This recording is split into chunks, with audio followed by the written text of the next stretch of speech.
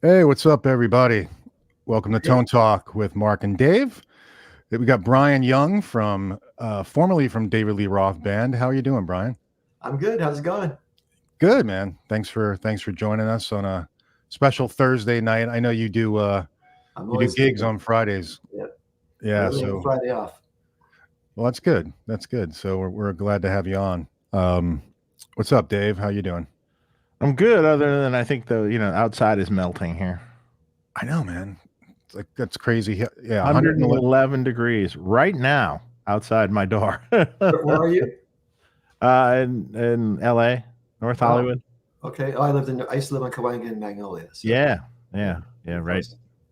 Yeah, right. Literally right down the street from there. So Oh, it's 111 degrees. So the I, pavement's melting probably right now. I don't know. and your AC is cranking. Well, I'll tell you this much: our shop AC is new. I don't know how many years ago, a couple years ago now, and it's definitely does its job. Well, that's good. That's what you That's need. a must. Downright Good AC. cold in here. Yeah, So yeah, that's good. yeah, for sure. And then what do you do at home? You crank it too, cold. Yeah, oh, well, yeah. I mean, although this works better than the one at home, but the one at home is fine. Yeah. Okay. It keeps it down. I don't know what it's going to keep it down to today, but we'll see when I get home. It can And only keep up so much, It's like, yeah, yeah. especially in a house that's not insulated. It's an old California house, so they weren't insulated. So, so it's I don't know. It'll probably be 82 degrees in the house or something, Oh, but compared to outside, that's cool.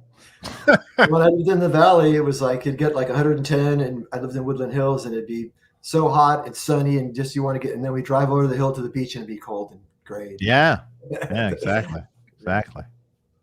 and Brian, you're in Texas, right? Where about in Austin, Texas? Austin, Texas. Yeah, North Awesome. Austin. It gets pretty hot here too, and real humid too. So it's even a little sweatier than LA. Oh boy. Yeah. A little swampier. You Yeah. bring out Oh your boy. clothes after the gig, Uh, So what gigs are you doing like currently? I'm What do doing you? this. It's kind of a almost like a Broadway show kind of thing. It's an '80s tribute, kind of it's spasmatics. It's like a kind of a nerdy show band with. It's kind of very similar to like a to a. I can't really say like the what was that show in New York? The the heavy metal Rock of rock. Ages?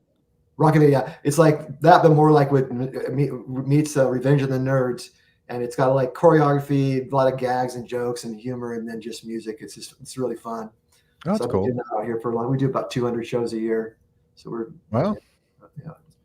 that's I pretty knew cool. I knew about this band. Wasn't there Yeah, another one there's an out LA. Yeah, here? it's kind of like there's chapters, around the Yeah, country. So it's like Blue yeah, Man Group or something. There's an LA Spaz, a Vegas Spaz, yeah, Chicago, and we're the Austin yeah. guys. We do Dallas, Austin, Corpus, Houston, San Antonio. So we got a really good. We're centralized. We're 3 hours from Dallas, 3 hours from Houston, 3 hours from Corpus, and an hour and a half from San Antonio. So we got a lot of markets that we can work without having to oversaturate ourselves in too many different places. Yeah, cool. That's awesome. Yeah, that's cool. So like what would your set list be? Just out of curiosity. Oh, like everything, mainly like mostly like new wave '80s, then heavy like some of the metal hairband stuff. So I can never think of the songs we do when I'm thinking of songs, but I love rock I and know, roll. isn't that That's Yeah, weird. but I Yeah, can't think of what we they do are. 50 songs. I can't. You know, I uh, have the same problem. People are like, they come over the house. Oh, play me a song. I'm like, fuck, I can't think it'll of be the like song. Bon Jovi. Let's say we'll do like "Living on a Prayer" and like Def Leppard, and then we'll do like "Take on Me" by Aha, and then we'll do our bass player will come and sing "Girls Want to Have Fun," and it's like so it's everything from the light, goofy '80s new wavy stuff to like the hairband stuff and everything in between. That's So cool. it's pretty fun. And what are you bringing on these gigs? I'm bringing this just on my a little Dr. Z Maz 18 and a pedal board. I make it very easy. I can just after the show we finish at midnight at 12:10. I'm in my car driving. I mean, I got it down to a I can and that's changing costume, packing my stuff into the car and being on the road. because we, like I said, doing over 200 shows a year, and we finish up in Corpus at like midnight. It's a 3.5-hour drive, so I want to try to get home as fast as I can. At least you said an amp. Yeah. You know, even that, you know, when I'm carrying it, I try. Like I said, I've gotten everything down to as small as I can. And then, of course, once in a while, when we're playing a bigger festival type thing, I'll bring a Marshall half stack and a few more guitars. I just bring 2 guitars, you know, double guitar gig back, you know, like 2 Les Pauls, and I just have a small little pedal board. And you know, like I said, I've got everything so I can carry it in 2 loads. I carry my amp in 1 load and everything else in the second load. Be set up in 10 minutes, be torn down in 5 minutes. You know, so. Everything all right, Dave? Just trying to make my life easy. Okay. Are you are you usually mic'd?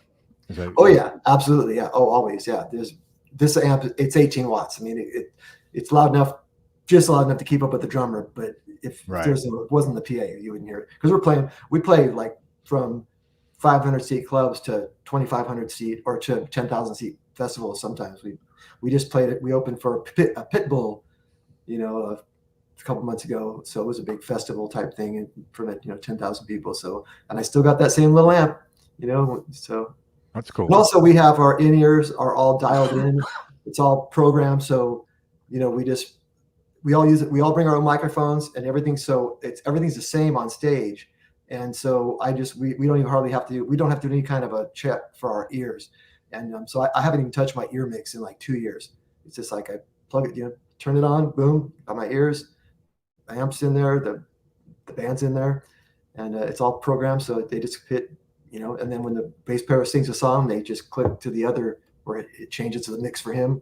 Mm-hmm. So yeah, we've got it pretty dialed in to be as easy and, you know, idiot proof as possible, you know, especially when we're doing a lot of throw and go festivals where we just have to, you know how it is, the band before it finishes, you got 30 minutes for them to get off the stage, you to get on the stage, and half the time we're waiting for them to get off the stage, you know. So right. Yeah, for sure. No one ever moves fast enough when they're getting off the stage. Yeah. Except for us. That's funny. We are the band that hauls butt off the stage because we have the respect for it, especially if we're opening for someone. You know, yeah, sure. I'll be off in 5 minutes. You know, it's like, and sometimes, you know how it is that the one bummer is they try to help you sometimes. And, you know, and I have my vocal mic that I bring and my amp mic. So a lot of times when I'm rolling my chords up, then I go to get my vocal mic, it's gone because their crew guys are already tearing them down and got to run around trying to find your microphone. So I got this thing where during the last song, I already start taking my mic off the stand and putting it on my amp. Like I said, I've learned all the tricks. Wow. Well, for sure. You've been doing it long enough, right? Honed to with a fine tooth comb. Absolutely, yeah. Yeah. My pack, my in-ear pack, I unplug it during the last song, and then we have a drawer in the rack. And then while we're playing the last song, if there's like a part where I hit a whole note, the pack goes into the drawer, you know. So you're like packing up at I'm actually packing up during the last song. We're starting the packing process. Hey, that's part of the show. You're just like, hey, I'm finishing up. I'm done. It's like, yeah, I'm ready to drive home. That's like me at an AM show. On the last day,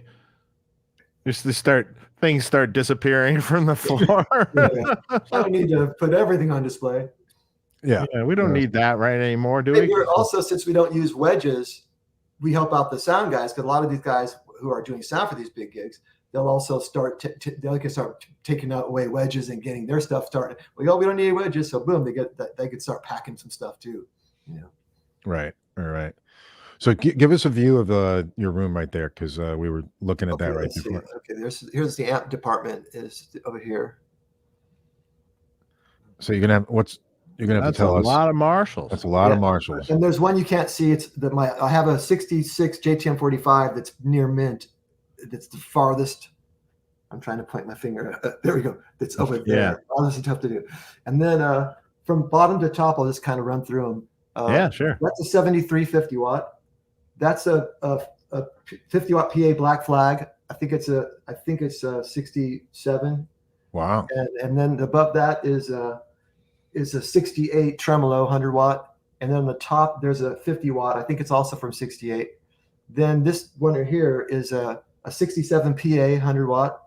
And above that is it's actually a 71, but I bought this a long time ago. Somebody had tried to fake a plexi. So it's got plexi panels on front and back and a lay down transformer, But so when I bought it, I got a good deal on it because they said they told me that it was someone had replaced and made a fake panel. So I still didn't know for a long time. But then a friend of mine went through all the pots and everything and told me it was a 71. And then above that is that's a 68 50 watt tremolo. And then down there is that's the bottom one is a 72 tremolo, 50 watt tremolo. And the top one is a 72 50 watt regular. And then over here, the top one is a 67 Black Flag 100 watt. Oh, wow.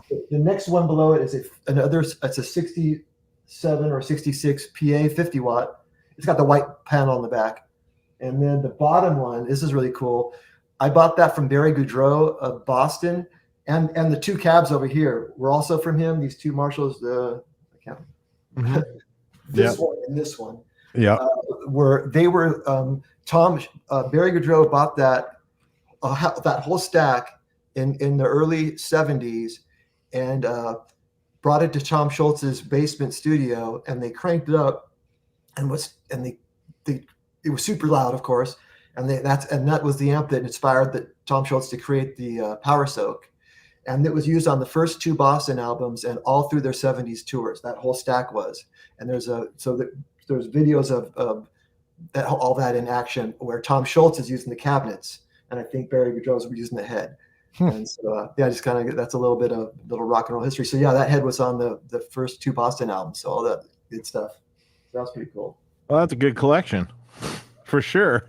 Yeah. I still have the regrets of stuff I sold. I really started buying them in the late 80s when my band got its first record deal. The first thing I did was went out and bought a JTM45. It's the first thing I did. It was at 89. And then I started buying and selling and trading and stuff. And man, it's so funny. I had this 100-watt red super bass. It was 69, but it was a metal panel. Mm-hmm. And it was so great and so pristine. And you're not going to believe what I sold it for back in those days. $800. Oh yeah. Yeah. And then of course I guess and even that was a little cheap at that time. It was probably worth about 12 at the time. And then I had a couple of, I had one also that was very close to Eddie Van Halen's serial number. And I sold that. And so it's so funny that years later, I look back and I go, every single amp I've ever sold, I regret. Yeah. So I never regret buying one, but I always regret selling one or trading. I've traded even guitars I've had for sale before. It was a 57 reissue Strat that I bought in 1990 that I really liked, and I put it for sale like in a what do you call it back in those days in LA, the paper everyone bought stuff out of, classified ads, the recycler. Yeah, recycler. I put it for sale in the recycler, and when a guy came over to buy it, we started playing it, and then I couldn't sell it. I'm not going to sell it after all. It's like that thing, right? It's hard to sell guitars. In fact, I sold one. My friend Howie's probably watching this. I sold a friend of mine, Howie, my 74 Strat that I had scalloped very similar to Yngwie's and back in the day. But when I moved to Austin, I left a bunch of guitars at my dad's house, and I asked Howie to if he could sell a bunch of guitars for me, and I'd give him that Strat. He had been begging me for years to buy that Strat off me, and I was always like, it's not for sale, it's not for sale. But then remember that big meltdown of 2009 when everything was kind of crashing and all the property was crashing and everyone was going broke. I kind of started getting a little worried at that point. I decided to sell off a bunch of guitars. I didn't want to have stuff that was laying around in different locations. And so I had Howie sold off those guitars, and I gave him that guitar for the, whatever you want to call it, his share of sales. Yeah. And then about 2 or 3 years later, I said, man, I really regret that guitar. Can I buy it back from you? And he wouldn't sell it to me. I was like, oh man. So, well, there we go. So don't sell anything. Nobody sell anything ever. Yeah. There's been plenty of gear I've definitely regretted down the line. And then I've ended up replacing it and buying some. Right. That happens. Yeah. Happens for sure. Definitely. I did have a rack of back in the time period of like late 90s. When I was in the Atomic Punks, I had the what was it? The Traxxas preamp, Mesa Boogie Traxxas. Is that what it was? Yeah. And with the 290 power amp and the Replifex, not the Lexicon Replifex, not the Teleflex. I had that all in a rack, and I was using that for a while, and then our warehouse got broken into, and it all got stolen. And So, but I have it all insured, so I did get my money right away. So Oh, that's good. that was the one good thing about that. And then I ended up just using the 5150s for a while after that. Right. I bought a bunch of rack gear before COVID, and I've looked at it, and I really haven't been using much of it. But I'm like, I'm not selling any of it. I'm just gonna hoard it, unless I have to, of course. If things ever take a turn, you never know. But Well, you got a few things to sell then.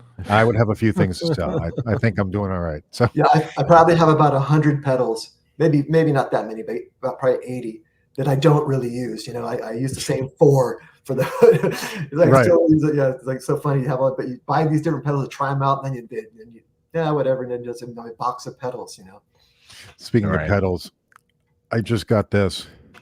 Oh, you've got one? I finally got it The one you ordered? 6 years ago. Whoa! Yeah. Did you pay for it 6 years ago?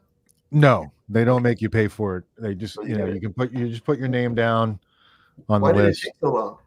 That's their business model. Analog Man. Have you ever heard? I've heard of them, but I don't know if I've never ordered, so didn't know. Is this what he just builds them one at a time by himself or something? Well, no, he's got a few people who make them, but they just Yeah, crank for 'em some out. reason that one got so back ordered at some point that it said they take. I don't know. I don't quite understand that, but yeah. I mean, I don't understand it, but now, from what I understand now, if you get on the list, you don't even have a guarantee that you're going to get one. Wow. So, which That is reminds me kinda- that's what they say about He'll drop dead before. I hope not. Yeah, I hope not either. But It's the King of Tone pedal, which is basically like a blues breaker pedal, right, Dave? well, each side is different, so I'm not even sure what it is. Okay, I think it's based on the blues breaker circuit, and you can cascade it in one into the other, and so it's supposed to be like one of the better ones. But it's funny. It's like my cousin was like, "Why would you wait 6 years for a pedal?" I'm like, I didn't really wait. I just put my name down and. Yeah, I didn't do anything for 6 years. I just waited. Yeah, I put my name down and whatever. Right. Yeah, you kind of forget about it. I forgot about it for a few years, and then every once in a while I'd be like, all right, let me check where the hell they're at with this. As long as you don't pay, because I've heard of people paying for something and then it taking years, and you start getting really upset when they got your money and you can't really get it back. Oh, well, that was like notorious with guys who built like Van Halen replica stuff. Oh yeah, especially back in the days of the VH Links and things. I don't know if you ever went on there, Brian, but you would order a replica of Frankenstein from somebody, and then 2 years later they're letting you know, like, oh, I'm just getting to it now, maybe. No, never did that. Yeah. Oh, okay. Yeah. Those were fun days. So, hey, by the way, what's that amp behind you with the Les Paul? It's a matchless. It's like an That's what I early thought. 90s matchless. Yeah, Chieftain. Someone wrote, "Is that a Bugera?" I'm like, I know that's not a Bugera. Yeah, I just know that's not a Bugera. On the other side, too hard to see, is a 63 AC30 and a 55 Deluxe. Nice. Tweet Deluxe, yeah, those are they're kind of too far to turn this. I couldn't turn my computer that far. No, that's okay. How Vox is great. What's that? That Vox is the clean tone. I think so great that I know that. Oh yeah. I might have to take it. Also, you can see right there is my little Super Champ. Now that thing, I just took it out of storage like last week. It's really been. I honestly haven't played there for like 15 years. But when I moved to Austin in 2007, and I wasn't sure if I was going to stay, so I put up all my stuff in storage. And then once I was here for a few years, I started getting stuff shipped slowly back, and it wasn't until COVID that I actually went to LA, hired a company, and actually packed the rest of my stuff and brought it here. And then a lot of them went straight to storage, so I could kind of start going through it. And then so that little Super Champ's it had a little road case that's downstairs. But that's an original Super. Yeah, I bought it in @85 for $200, and that it was on the road. Oh man. I'm gonna find this. I'm gonna find this video when I was on tour in 1989.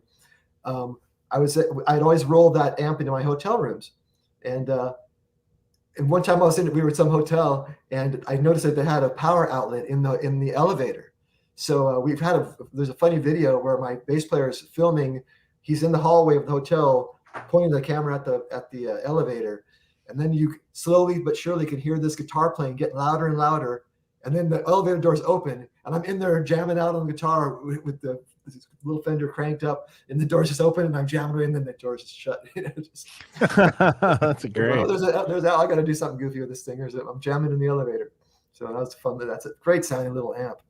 Yeah, I've never played through one. With the EV speaker, they came with either the Fender speaker or the EV speaker, and that was the one with the EV. And I didn't even at the time. It was just the one that was for sale at this music store. The EV one was better than that's the Fender what I got, speaker, and that's what people said. So when I saw that, I just go, I'm scoring it. Yeah. And so they've got a good amount of gain on tap. Oh, it's more than you'll ever need. It's like got the same amount of gain as like a Mesa Boogie. It's got the push pull. Yeah, you almost don't ever turn the gain to 10. Because once you pull that thing out, you go to like 6, and it's singing. It's full on. It's like that Joe Satriani smooth saturation. In fact, I used it. If you ever look up on YouTube, there's a Sammy Hagar demo that never got released really that I played on. It's called Dangerous Curves, and I'm playing through that amp. Wow. Yeah, and the song kind of sounds like I Can't Drive 55. It's got that same kind of beat. And it was Jesse Harms. I used to do session work with the keyboard player for Sammy's band back in the late 80s, when Rick Phillips from the Babies, who ended up in Styx, and Bad English, and they would live together in this house, and they both had their own studio, and they both used to hire me and stuff. And Jesse was playing with Sammy. So at one point he asked me to play on this demo that Sammy sang on. So that was pretty cool. So I actually recorded with Sam Hagar and David Lee Roth. Yeah. Wow. Look at that. Wow. And did you ever get a chance to meet Sammy? Only when we toured together, because we did that tour in 2002 with the Sam and Dave. Oh, that's right. Well, that's what the whole tour together. Yeah. Well, there you go. So that we kind of got to hang out a lot and drinking some Cabo Wabo and the whole deal. Me and Michael Anthony and Sam Hagar are drinking Cabo Wabo tequila. That's awesome. Yeah, I wanted to ask you about the Sam and Dave tour, because I know.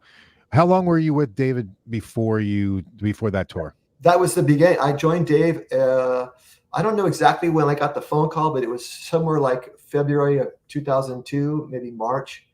And then we did a one-off show in Cleveland. In Atlanta, Georgia, called the Atlanta Midtown Music Festival. That was my first gig. And then we had a few weeks off, and then I think that was in May.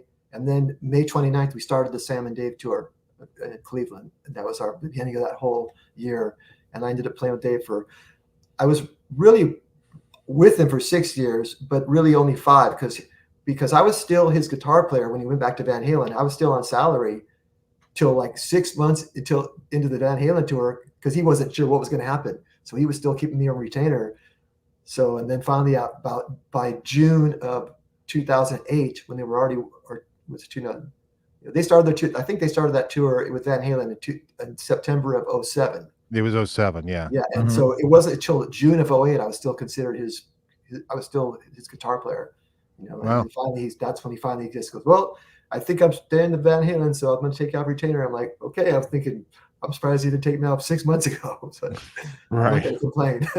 Wow. Well, hey, nice to. That was nice. So Dave's really good. That's one thing I loved about Dave, is he really always took very good care of everybody as far as the pay for the musicians and the crew. Paid everybody well. Even when he would fire a sound guy that after only being with us for 4 days and get fired, he'd give him like 2 weeks of 2 extra weeks of pay after he got fired. Right. So he took care of people. Interesting. So how'd you get that gig? How'd that come about? Now you were playing with the Atomic Punks, right? Yeah, that's absolutely what led to it, because before I played with the Punks, I knew some Van Halen songs, but really not a whole ton. And when I joined the Atomic Punks, I had to learn right off the bat just 18 songs just to make it through a show. So they gave me a big old list of songs, and I learned them all. I already knew about, like I said, 5 or 6. I already knew I'm the One and Ice Cream Man, and the ones I liked, but I was never sitting there learning Van Halen songs. I just was doing all my own stuff. And so when I joined the Punks, I had to learn all. And then we ended up, having a repertoire of about 40 Van Halen songs from all the Dave era stuff. And so I played with them from 99 till 2002.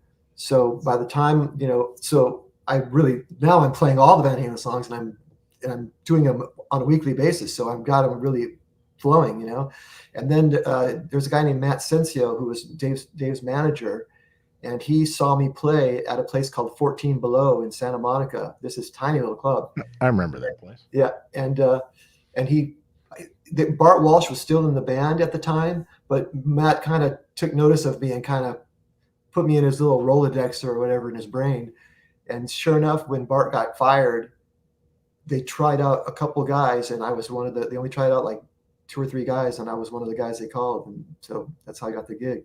And that's what I mean by being, I wouldn't have been nearly as ready, but being with the Punks for all that time, I was playing the Van Halen stuff. You know, usually you go to audition for a band, you know, like I auditioned for Ozzy Osbourne when Zach Wilde got the gig. They auditioned like 200 guys, and you know they say learn these 3 songs and we'll see you tomorrow. So you know you're learning songs all night long, and then you're coming in to play, so you kind of know them, but you're not. It's not like you're an Ozzy tribute band for 3 years and then get called to audition. They say you're you can do that in your sleep.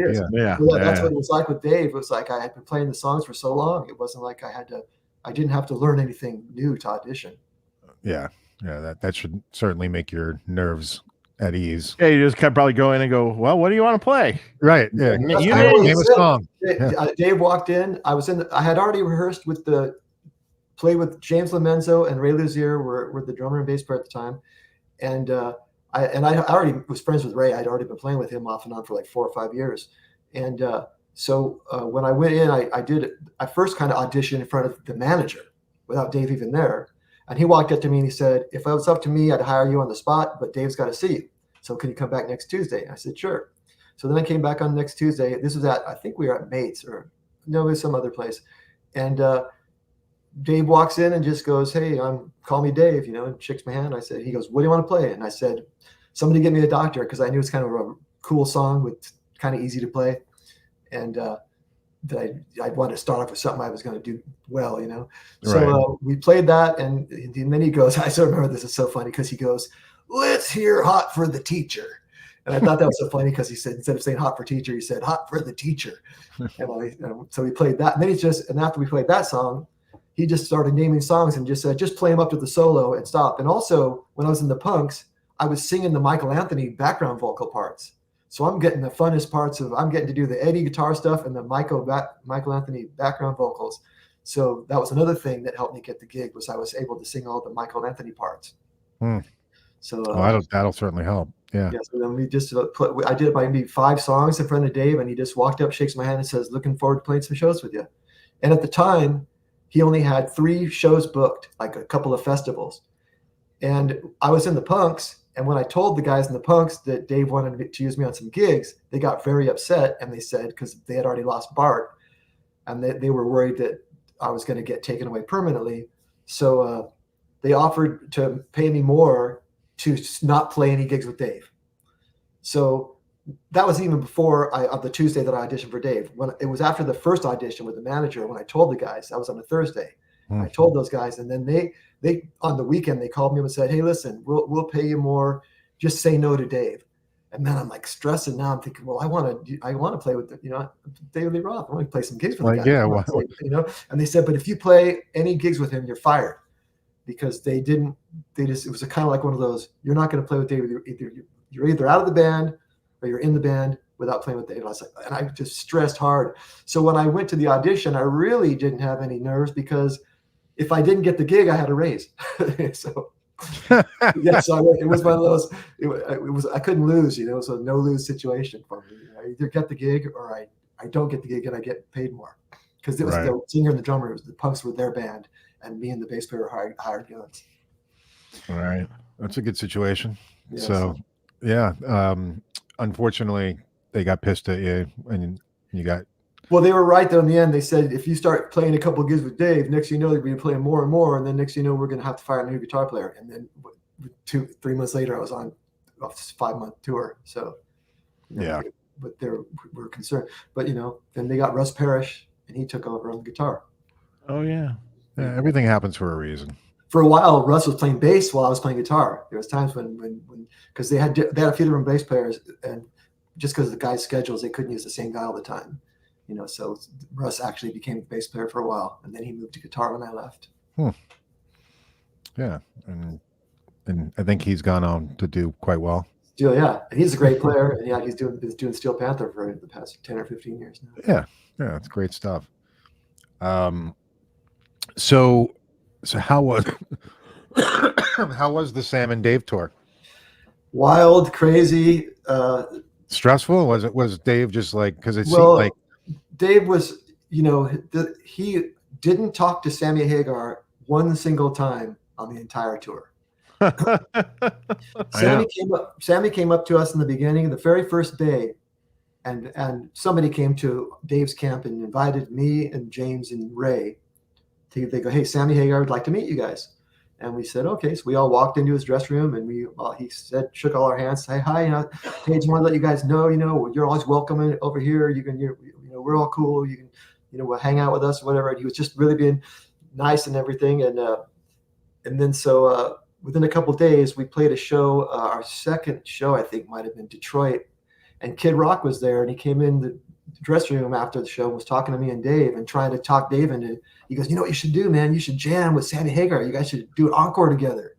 And Dave, and we were like drinking, Jack Daniels, taking and just talking, and oh yeah, great idea. Dave's like, oh, that'd be awesome, yeah. And then the next day, Dave was hungover, and he goes, there will be no jam tonight.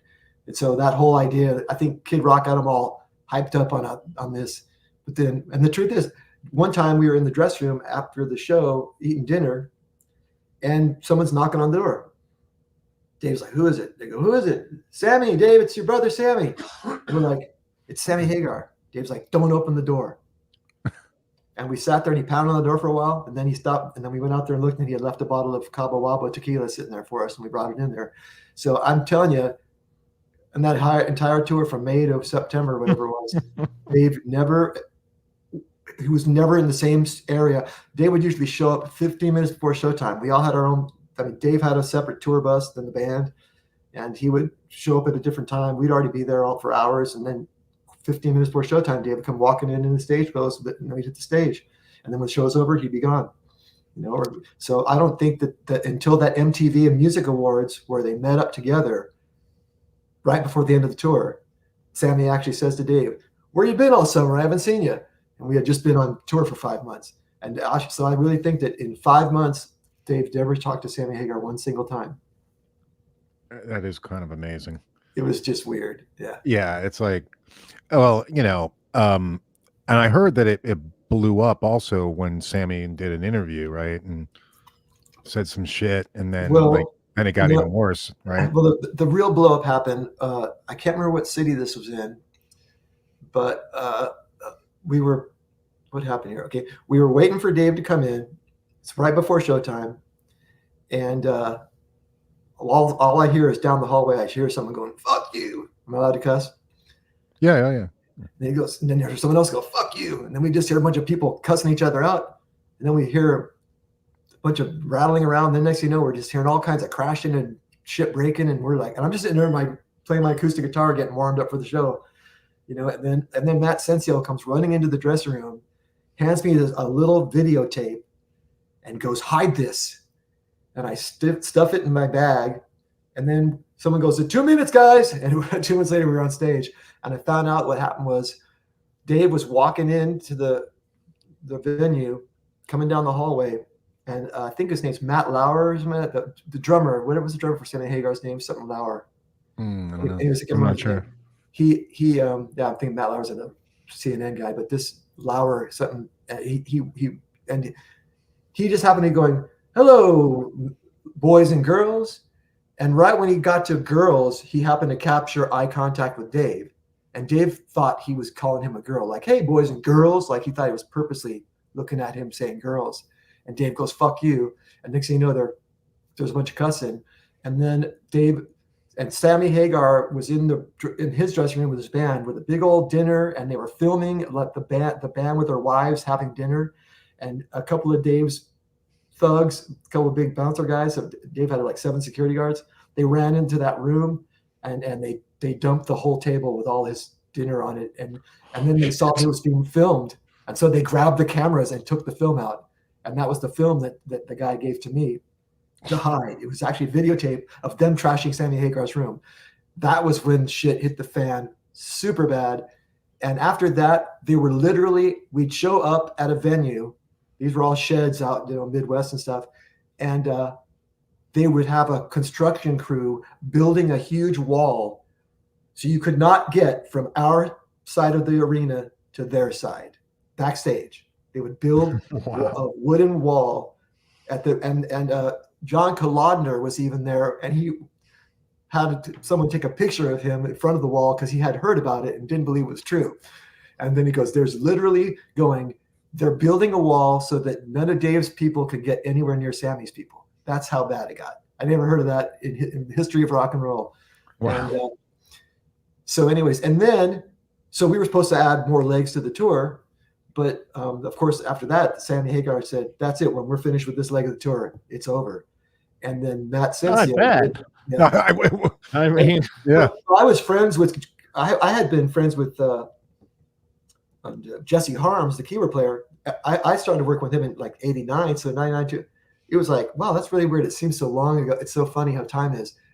So I had already known Jesse for about 10 or 12 years. And Matt says, well, you're friends with those guys, call them up and talk them into continuing the tour. So I called up Jesse and I said, hey man, what can we do to make this right? And he goes, Sammy's like, no fucking way. It's over. And so I said, hey, they said, no way. And then other stuff happened I almost got myself kicked out of the band from the manager, from arguing with him because I felt that we were in the wrong, or our guys, I should say. And he was basically, fuck those guys. Are you with them or with me? And I go, hey, they're friends of mine. And we were sitting there at a sushi place on a promenade by the ocean in like Myrtle Beach, South Carolina, or something like this. It was me, James Ray, and Matt Sensio. We're sitting at a table, and we're waiting for. I think our food wasn't even there yet. We just had drinks on the table, and Matt was getting real pissed at me because I wouldn't like disown any guy in Sammy Hagar camp. And I was trying to say, dude, like, listen, I can be friends with you and be friends with them too. And he's a Boston Southie. So he's like basically, a shit kicker. Yeah, like fuck them. Yeah, fuck those guys. Yeah. I'll die for you, but fuck them. And he would. Then he got to the point where he wouldn't even look at me. I won't even look at you. I won't even look at you. And I'm like, and I started going, come on, Matt, come on. And all of a sudden, I just got super mad, and I reenacted what they did. I just dumped the table with all the drinks. And sadly, it all went on to James Lomenzo. All the drinks went on to James. But I dumped the table and I ran away because I knew Matt was going to beat the shit out of me. So because he's, like I said, he wasn't a huge guy, but he was like a bulldog. So I go running away. Made a phone call to my girlfriend, going, I think I'm out of the band. I just told Matt I just dumped the table and Matt's chasing me and he's going to kill me, and I'm going to get fired. And then then my phone starts beeping through, and it's him going, "You better get the fuck over here right now," And then so I go, "Okay, I got to go back." And so I went, and we ended up going back to the tour bus. And the first thing he says is, and this is weeks after that dirt table incident, and I had forgotten all about the fact that I still had that videotape in my bag.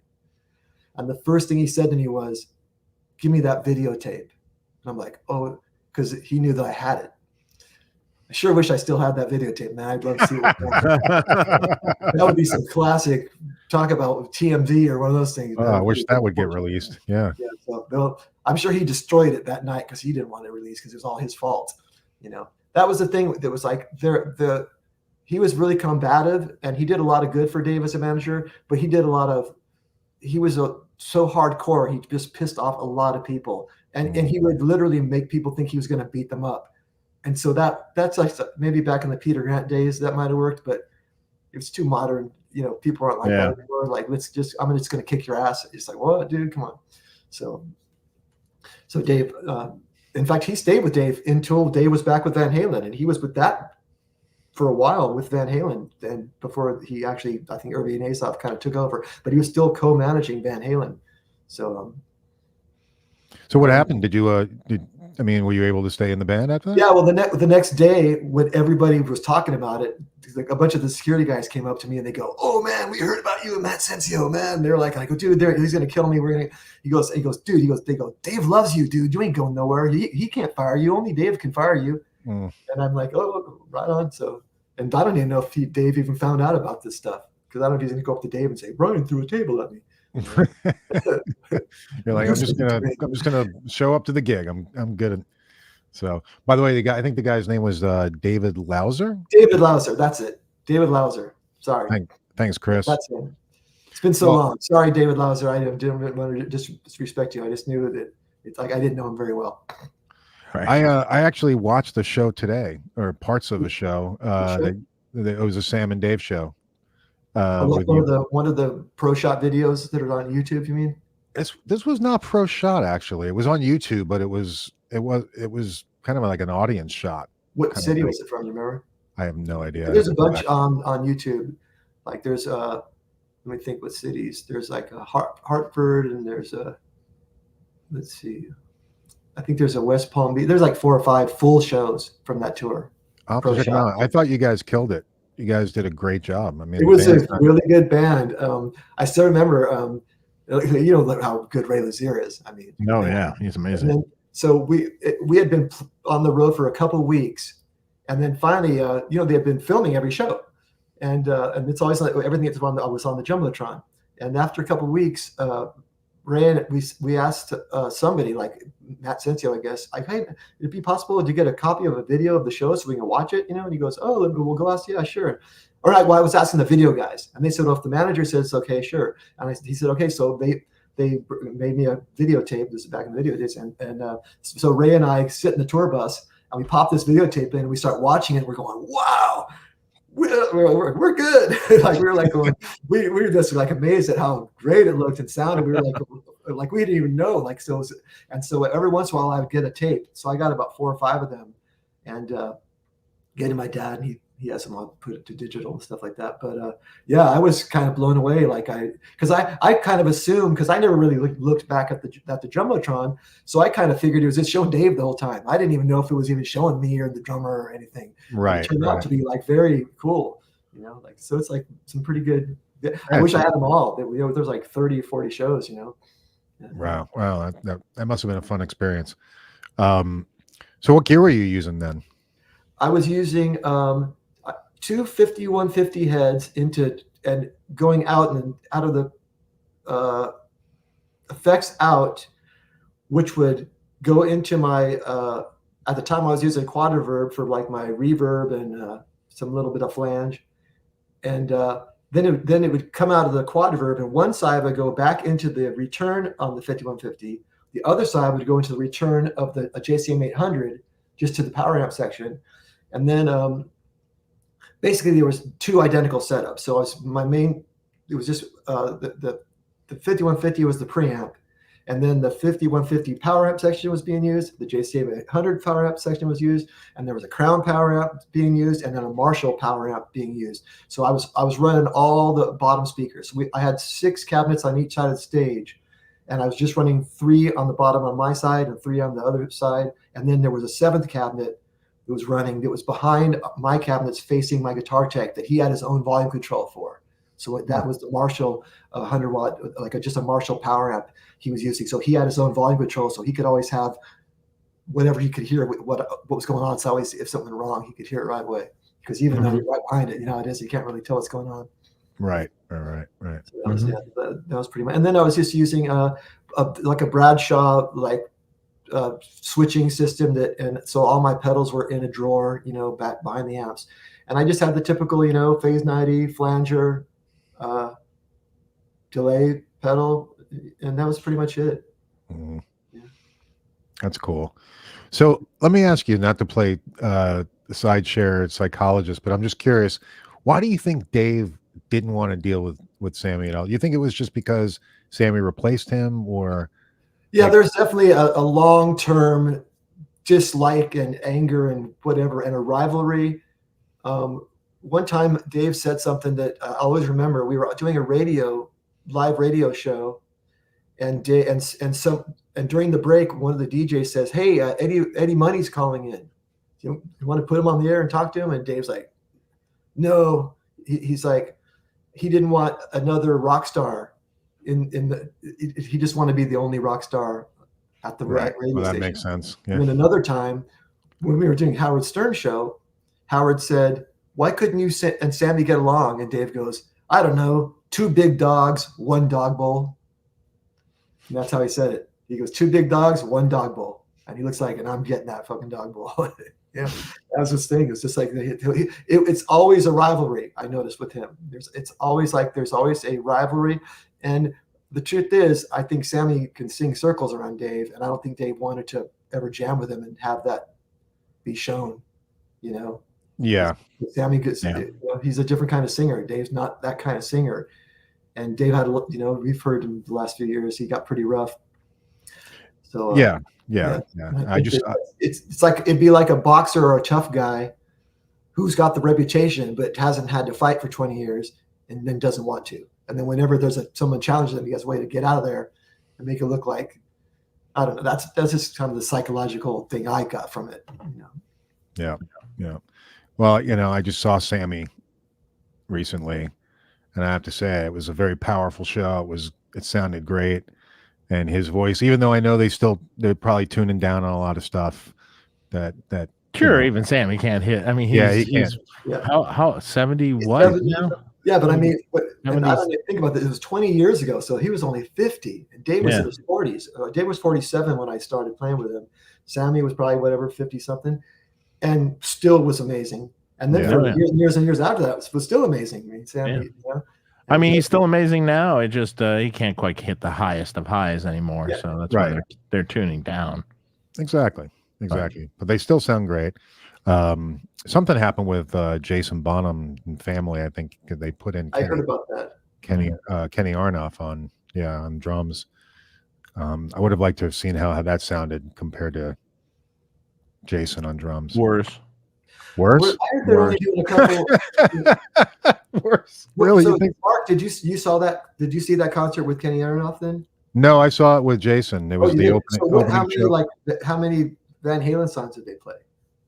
Oh man, it was mostly Van Halen stuff. Okay, because someone else I read said they weren't doing very much Van Halen, but maybe that is he still doing that tour? Is that thing still going? It's kind of like a tribute, right? Yeah, it's still. I think it's just winding down shortly. Yeah, I mean it should be winding down soon, but yeah, I mean they've been going on for a while now, and they did like 5 songs off of the 5150 album. They did like lots of great songs, and and then stuff too. Yeah, and they did David Lee Roth songs. They did Panama. They did Jump, and they may have added one other one in there from David Lee Roth. Yeah, so it was, you know, Sam. What did they do? Joe got to do Satch Boogie, which is cool. You know, and I think Sammy did one or two other like solo songs, but it was mostly Van Halen stuff. So, and it was great. I really enjoyed it. You know, and from a singing perspective, it was more enjoyable than when I saw Van Halen in more recent years with Dave. I've seen them maybe 8 or 10 times since I left Dave and he went back to Van Halen. I saw a couple rehearsals before they did the tour at the Forum, and then I saw them in Madison Square Garden. I've seen them in Dallas. I've seen them in Houston. I've seen them in Austin a couple times. And the last time I saw them in Austin, man, it was really bad. I was just wincing through the whole show. Yeah. And that was like 2015 or something like that, 2016. Yeah, it was just kind of sounds like a choked chicken. Yeah, it really does. Yeah. It's like he's trying to squeeze out these high notes sometimes I was thinking, Dave, you never hit those notes back then. Why are you trying to hit he's shooting for higher than the actual song is. And it was like his ear couldn't hear what he was really trying. I don't know, because he could have sang the songs in a different pitch and it would have sounded better. I mean, so he goes, at night I walk these stinking streets. Now he's going, at night I walk these. Like, what are you doing that for? Man, just do that. Everyone he was known for that kind of talking low, you know, resonant voice, you know, use that. Yeah. Yeah, it's true. It's true. It was painful. But you know, for me, I just went for Ed at that point. You know, it was just like I'm just going to see Van Halen. You know, and luckily I saw, other than when I saw him in 2000, I think 3 or 4 with Sammy, when Ed was really terrible. That I saw them at the Forum, and he had his back to the audience the whole time. It was really bad. But other than that, when they got back together, Ed was having some rough times right in the beginning. Because during 2007, I was still going to Dave's house a lot. We were doing still studio stuff for fun. Dave would go, and I was sitting with Dave on, you know, that stairway in the back of Dave's house that you see the old Van Halen pictures of them standing on. Me and Dave were sitting right there on those stairs, and Eddie was in rehab, and Dave was all depressed. And I said, how long are you going to give him? Because we were talking about, are we just going to go back on the road? How long are you going to wait? And he said, I'll give him a year. And that was like maybe in July, because they had already done like a photo shoot and booked the tour. Yeah. And then while they were doing the photo shoot, Ed showed up drunk, and the Live Nation people freaked out. He was so wasted, and then he disappeared 2 hours into the shoot. It was supposed to go all day, and then he disappeared. And they go, the tour's pulled until you get that guy in rehab. So like I said, at that time, I was still, Dave would just call me up, hey, let's go in the studio, I want to record. He would record cover songs for fun. And so he was really sad and bummed out. And then when they first came back out, I saw a couple of videos where you seen that one where he's trying to do the intro to Little Guitars. He's sitting down on stage at MGM Grand, and he's just wasted. My friend was at that show. He flew, and he was so bummed. But I happened to catch all the shows where Eddie was just on fire, you know. And there was some good, and you know, that tour after they sobered up, was pretty good. That first one with Dave, and then Dave by the end of it was singing pretty good, decently, but then kind of. Yeah, well, it's funny. I don't think, you know, by 2015, by the end, although Ed was playing great, it wasn't the Ed of old playing. I mean, technically, yes, he could be amazing, but the feel was totally different. And, you know, that had probably something to do with, you know, I mean, he always played drunk. I mean, well, there's the thing with Matt, you know, a different feel. Here's a few little insider things. Cosenzio I was still friends with him while the first year or two he was with Van Halen, and he said that he was having to hide bottles of booze that Eddie would stash bottles of Jägermeister on the stage in places where he can get to them. And another time Eddie threw a wine bottle at Matt, and Matt was basically the Van Halen family counselor. He said one night Eddie would be in there, another night Valerie would be in there, and that night Wolfgang would be in his room trying to knock wine, and he's just trying to help Eddie stay sober. And then Eddie fessed up to him and just flat out told Matt, he goes, listen, he goes, I feel great when I'm drunk, but I'm nervous when I'm sober. And the bummer was he plays so great sober, yet he didn't feel comfortable in his own skin. And then he would start drinking and feel a lot better. And then he'd play terrible. Well, there's an interesting thing that seems to happen to people over the years. You know, it's over the years of drinking and alcoholism. When you're young, you can do it. You can get away with it. Yeah. And as you get older, it doesn't work for you anymore. You all of a sudden can't play drunk anymore. You just play awful. And, you know, it's not, you know. But by the end, the feel was even different, and I think Alex also was kind of off at the end too. I mean, he was sober, but I think he was just starting to. Drums are very. They weren't playing well together. I didn't feel they didn't feel right. But I didn't see him on the 15 tour. it just didn't. I mean, Ed was playing well, and that's fine. I'm not saying that. It just there was a sort of a disconnect with him and his brother a little bit. It was kind of weird. I think just Alex was getting tired. You know, he's getting old. You know, it's like hard to. Yeah, it's hard for drummers. I mean, it happens a lot. You got your whole skeletal structure. Whole thing. You're broken after all the years. You know, you're broken. Well, I mean, he wore that neck brace for several years also while he was playing. I mean, you know, he definitely has gone through it. That's for sure. So, you know, it's just little things, little fucking, you know. I was involved with that camp from like that Sammy, right before that 2004 Sammy tour. Yeah. So I was doing his guitar rigs from that point on, and that was just kind of hard to watch. You know, some of it was hard to watch. That Madison Square Garden show, though, I think that was late 2007. Man, and I'm sure, you know, everyone brings it when you're playing Madison Square Garden, you know, and they sure did. It was amazing. That was one of the best I've seen him in the later years. you know. Yeah, I actually I flew out to the first show in Charlotte in '07 because and I couldn't get anybody to go with me, so I went by myself. And I was just convinced that they weren't going to make it through the tour. So I was like, I'm Oh, going you figure I better go see him right away? I want to go see him the first show. I want to get those tickets, go fly out to that, and then because I'm not even sure if they'll make it past the first show. Yeah, yeah. So I was like, I'm going. So I went to the first show in Charlotte, and it was awesome. It was great. I still have a recording of the show. It was a great night. And plus, it was kind of historical too. It was like Wolfgang's first show. You know. Wow, yeah. And he was like 16, I think, at the time, right? Yeah. Was he 16 when he first started the tour? And I remember being quite amazed with him at the time, even though, and I remember people online were talking shit and saying, "Oh, the backing vocals are piped in" or whatever. I'll tell you, I was suspicious of that. His vocals sounded so good. I was actually suspicious of that. I go, man, is he really singing that good? I couldn't believe it. He was nailing the Michael Anthony and almost that similar tone that Mike has that really no one has. You know? Yeah, he was doing good. I thought it sounded really good. I didn't notice any, like, it did not sound like there was anything being piped in at all. So yeah, that's a memorable show for me. We got a couple of super chats. Let me jump over.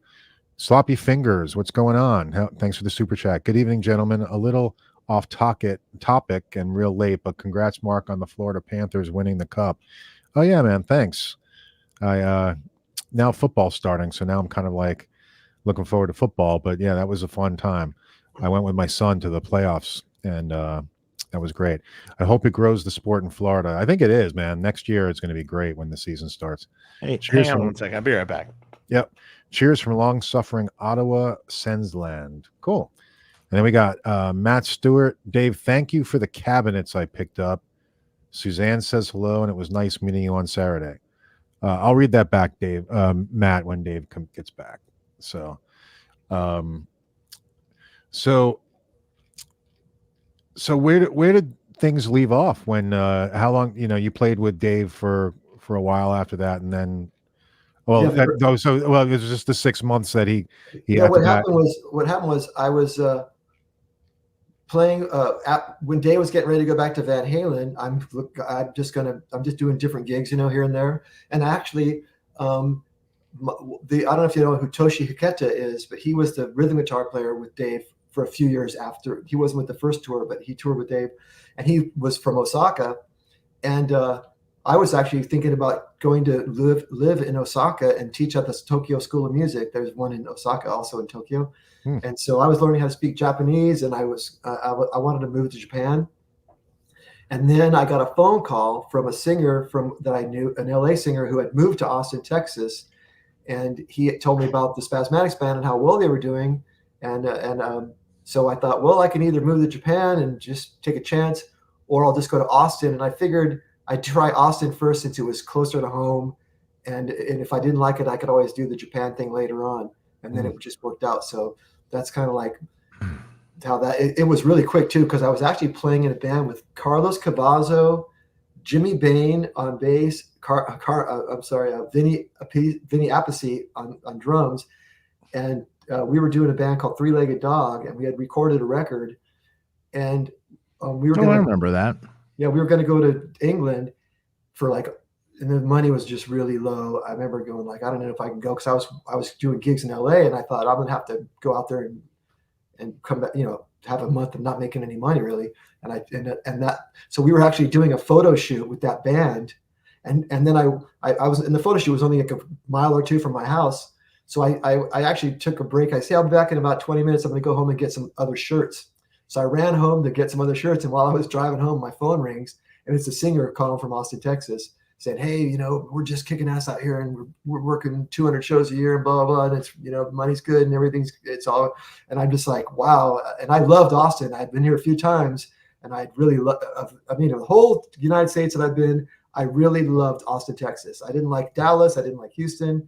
I didn't like Chicago. I mean, as far as places I didn't want to live, but Austin, I really felt something special about it. And so when I got that call, I drove back to the photo shoot and quit the band. 2 weeks later, I lived in Austin, Texas. It was literally 2 weeks from the phone call. And this is right when Van Halen was renting the Forum for 10 days to rehearse.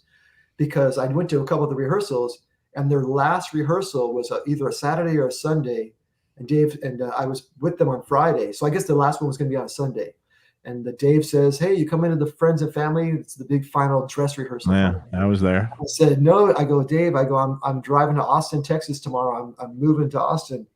And he gave me a big old hug, and he said, "Well, backstage passes for life." And I said, "Thanks a lot, man." I said, "Have a good tour." And I took off. Next day I was driving to Austin, Texas. Wow, that's nice. And I just moved in with a singer for a few weeks to decide if I was going to live here or not. And within a month I go, "Yeah, I'm digging it out here." And then I started kind of getting stuff a little bit at a time and moved out.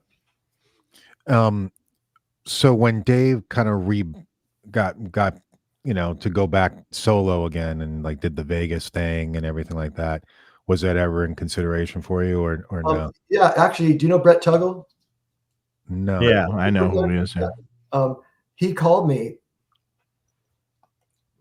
about okay, let's see, that was 2020, right? So 2019 around June, Brett calls me and tells me about this. He goes, "Hey, Dave's going to be doing a residency in Vegas, and I'm not sure what you're doing, if you're interested." And I said, "Man," I go, "I'm really doing really well in Austin." And he said that I'd have to fly out there and do like tons of rehearsals. And the truth is, I had left on such good terms with Dave, and back then I couldn't quit the band because at the time when he would yell and scream and go crazy, all that stuff he would do, we had to put up with a lot with Dave because he's bipolar and has a lot of meltdowns. And so there was a few times I wanted to quit, but I couldn't. I can't afford to quit. It pays too good. I can't just, what am I do, quit and go back? The Tom Punch guy, I'd have to start jigging around for work in LA again. Mm-hmm. So I put up with Dave. I actually used to say, the way I would justify it, I'd say, I played with Dave for free and I get paid to get yelled at. And that way, it made it to where getting yelled at didn't bug me so much. Nothing has changed with the new band. Yeah, well, check it out. So when Brett was telling me about this residency, I started giving it some thought, and I knew that I'm doing great in Austin, Texas, and I don't have any reason I got to leave. And if I went back there with Dave, and he started screaming at me, I'd just go, "Fuck you," and I'd walk out.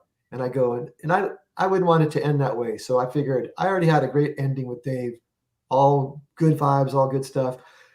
I just know that I would not be able to I wouldn't need to put up with them anymore, and I wouldn't do it. So I just said, and then he kind of said, "Yeah, you're probably making the right decision."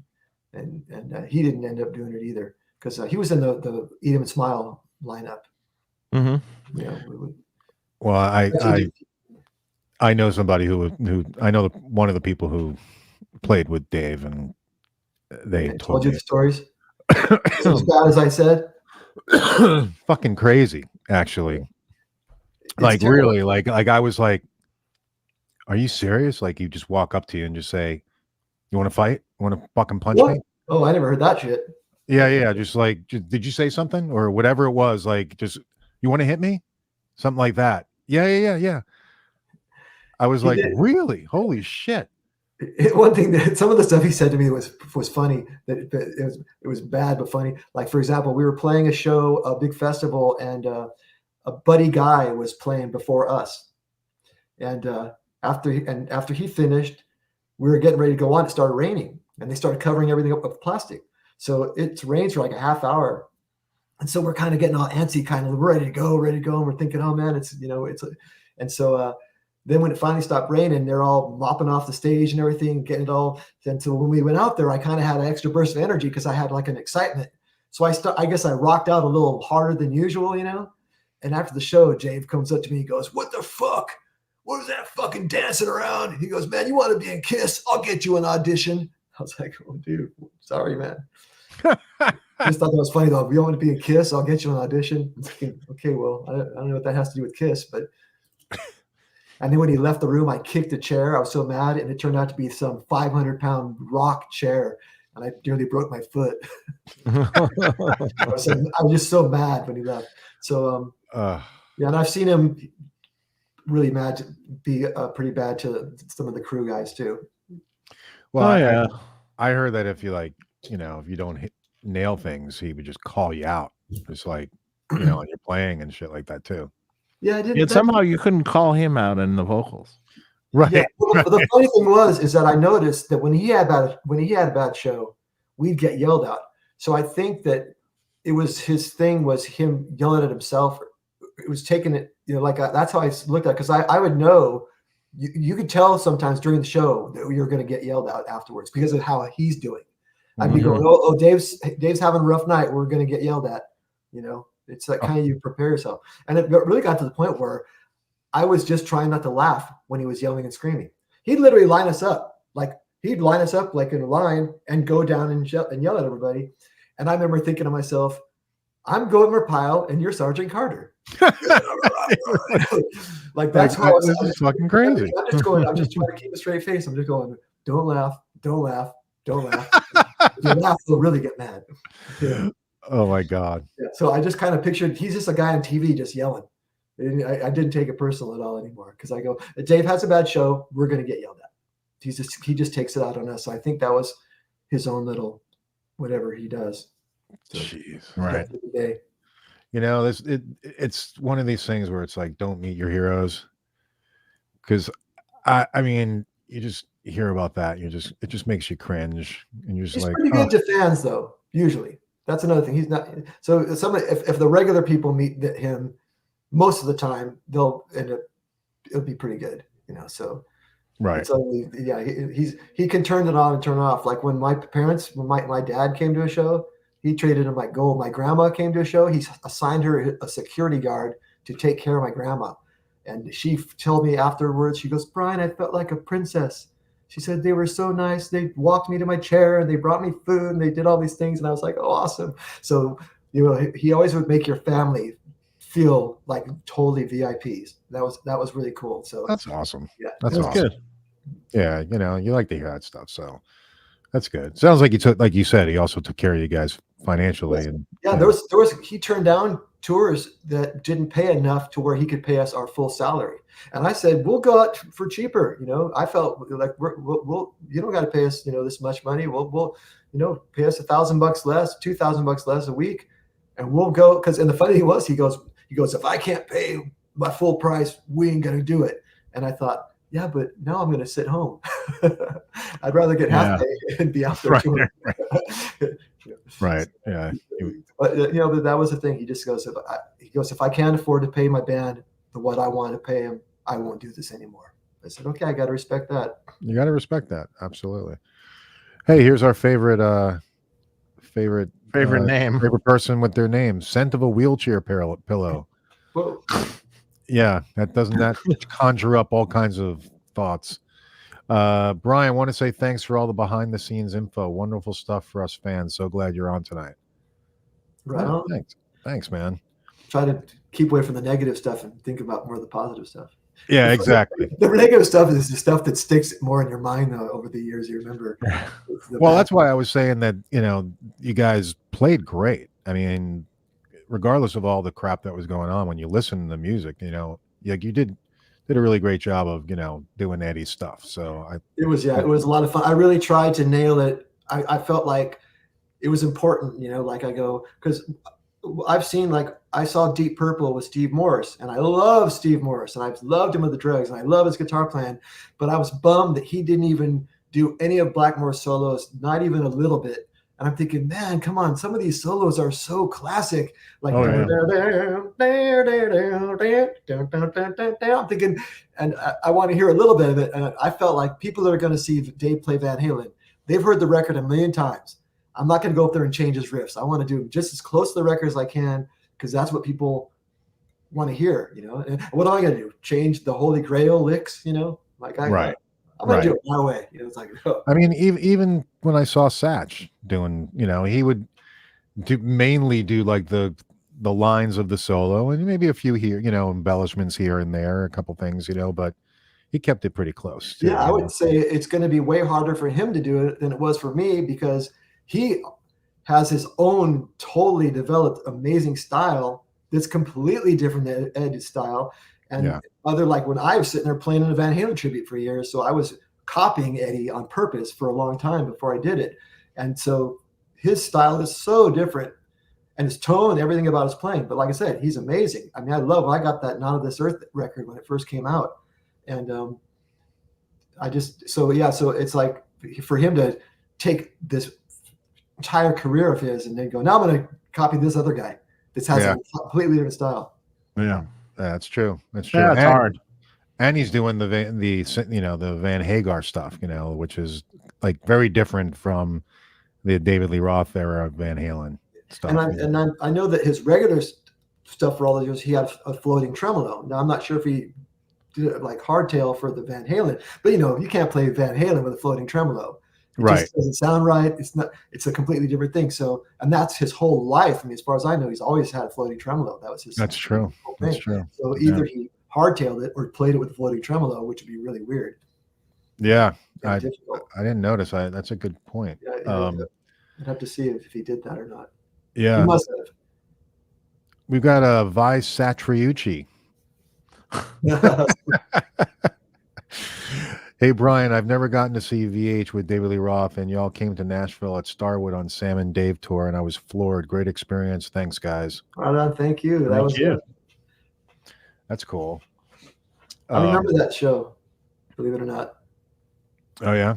Yep. Because I knew some people in Nashville, so I remember that being in Nashville. Certain places stick out a little more than that one did. Is that place still there, the Starwood? In Nashville? I don't know what that is. Because it was a big Nashville at Starwood. An amphitheater type place we played. Oh, okay. It's usually a Verizon Wireless or whatever. They always have those big nowadays. I'm sure the name has changed now. Yeah, that's the thing. All those places, we were at Pine Knob, it was called Blossom, Cleveland, but then it's something else. Everything ends up being AT&T Center, Right. Exactly. Chase Bank Center. It's like it used to be the Forum, or it used to have a cool name. They had cool names, like Pine Knob, and now it's like AT&T or McDonald's. Yeah. So, how did you get into collecting Marshalls and it was when I went to GIT in 1983, and I had a Sun amp, combo amp, and of course I wanted a Marshall. I mean, I was into Jimmy Page and I was into Eddie Van Halen, and then so this is even pre-Yngwie, but that's right when I found out about Yngwie was in 1983, because I lived in Hollywood and he was in Steeler, and I didn't see him with Steeler, but I heard about the talk about the town before he was in Alcatraz. So I just knew Marshall's just the amp, the rock amp that was, that the guys I love to listen to. For sure, it started with Ace Frehley, even though I didn't really play guitar, but he's the one who got me interested in wanting to play guitar. But then Jimmy Page became my guy when I was like, in ninth grade. So, and then of course Eddie Van Halen comes out, and then he's like the guy. So I'm just going, all the guys that are hot use Marshall amps. And I just could not afford. I couldn't afford nothing. So, but somewhere around 83 or 84, I got a 78 JMP. And then back then it was all about modifying him and everything, and I had a Frank Levi. Was he the guy? Yeah. And, I had him do some stuff too, but then later on I didn't like it, and I ended up getting Lee Jackson. And, that might have been worse. Yeah, it was pretty good. I liked, like I said, I liked it better than what Frank Levi had done. Like I said, it was all about the high end. I ended up just using a Marshall with the tube screamer, to be honest with you, because I just wanted a little more gain than they had. Yeah. And the tube screamer had that sweet tone. But at the time, I was, just grasping for I'm just looking around who's doing stuff, who's making amps. What's, I was 18 years old trying to figure out how to get a killer tone and grasping at straws. But then, but like I said, with my band in the late 80s, got a record deal. That was the first time I got money, like I got like a $10,000 advance, went straight to Recycler magazine and started looking around for plexis, and then that's when I got that. Oh, the good old days. Yeah. So, and then that was, and also I had a friend, Kurt James. Know the name. Yeah. He had a lot of Marshall plexis, and we hung out a lot. I met him at GIT. He didn't go there, but he was hanging around, and we became really good friends. And he replaced Yngwie and Steeler while I was living with him in Hollywood in '84. And then So that was a guy that I got to play through a lot of really good amps. So that got me all fired up. And then I just started buying them and stuff, and collecting them and trading them and selling them. And like I said, I have a few regrets, but I like my and then this is kind of like when I get old and retire, I'll sell them all off, I guess. Yeah, I just wanted to go to, because I try to keep them as stock. All of them are the only mods would be that I unmodded some to be stock, but none of them have ever really been turbocharged by anybody. So they're all stock, and they're all in pretty good condition. A couple of them, I don't have a single one with cracked plexi plate. Wow. Not a single one's cracked. That's a killer but collection. one of them's fake. The 70, but it's a 71. So it's funny because it's funny that somebody would put a plexi panel on a 71 because 71's cool enough. It's a great amp. Yeah, for sure. And it had a lay down transformer. Why pretend it's a plexi? It didn't really do much, and especially since now it's almost like worth less, because I could never sell this and pretend it's a plexi. I'd have to say this is really a 71 with someone put a plexi panel on it. So it's still worth money. Yeah, you couldn't go back and like retrofit a. I don't even know it might be under there. If you take the plexi panel off the metal, right? That's true. I don't even know. But like I said, I'm gonna leave it the way it is. It's a good sounding amp. And yeah, they're all great. They all have their own sound. They're all like some of them are cleaner, brighter, tighter. Some are mushier, and like the one I got from Barry Goudreau, the Boston head. That's really got a sweet sound because I have two 68 tremolos, 100 watts, and they both sound really good. But that Boston one's a little bit better. So, cool. Do people ever use the tremolo on those? No. Not a single one that I have is connected. The first thing that you do is disconnect it. Yeah. Get rid of that tube and everything. Yeah. That's what for example, my PA heads now, I converted those from PA to super leads, pretty much. That makes sense. Yeah. So that's the thing. So I have 4 PA heads, and they're two of them are 50s, 2 of them are 100s, and they all have been turned into just a regular lead spec. Yeah, or kind of I kind of like a little bit of a hybrid between the lead and bass spec. A few things are lead, a few things are bass, but they're all basically the same. They all just sound like a good Marshall.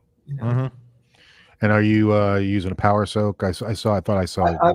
I have that, but I don't use it. I have I'm using the Boss Waza tube amp expander. I really like that because you can add some reverb and delay, and also it's kind of reamps the thing. So instead of this, I used to just use a power soak or an Altair back in the day, but of course you really can't run effects because just straight of the amp, So, or maybe like I said, my tube screamer would be. I was basically in the 80s. I was a one pedal guy. I had a tube screamer and a Marshall. That was my whole rig. And there's something to be said for that. What? There's something to be said for that. Marshall. Yeah. It's just like I remember when somebody turned me on to the tube screamer, I plugged it in. I'm like, oh, and it was like you don't even put the gain up. Put the gain at 9 o'clock. The level right. 2 or 3, and the tone 11 or 12. And it's sweet. The volume you can boost it a little. Yeah. Yep. It didn't really volume boost. It's because when you're already got the amp kind of cranked to distortion. Right. The pedals, they don't add any dB at all. They just add some saturation. Exactly. And that's another thing. When I'm using like the Dr. Z, I run it clean, and I use the pedal, and then my actual boost pedal does boost because the amp's running clean, so I can actually boost my own solos. So I make it really easy so some guys don't gotta. You know how that goes when you're playing live, and some guys don't put your solos up. You gotta. You have it in the loop, so no, it's up right in front of the amp because the amp. Oh right. Oh yeah. I got you. The amp's clean, so it'll boost. I'm going into a tuner, then a compressor. Clean. I got you. The two back, then to the what do you call it? What's my distortion pedal? It's the dang it. Hold on, He's got to look. I'm having a mental break. The Pinnacle Deluxe. Oh, that's a good one. Walter Pinnacle Deluxe. Yeah, it's got a good Marshall-y type tone, and then I go from there. I have a noise gate, so just for the amp it's not hissing with that stuff.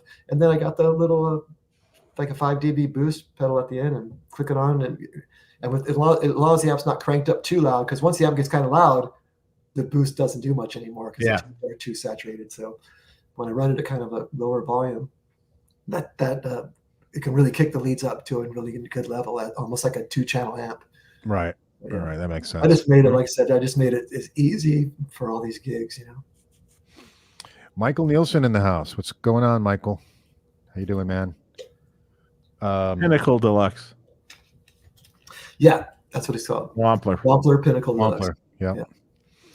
Yeah. What's the most essential VH pedal for your live gigs?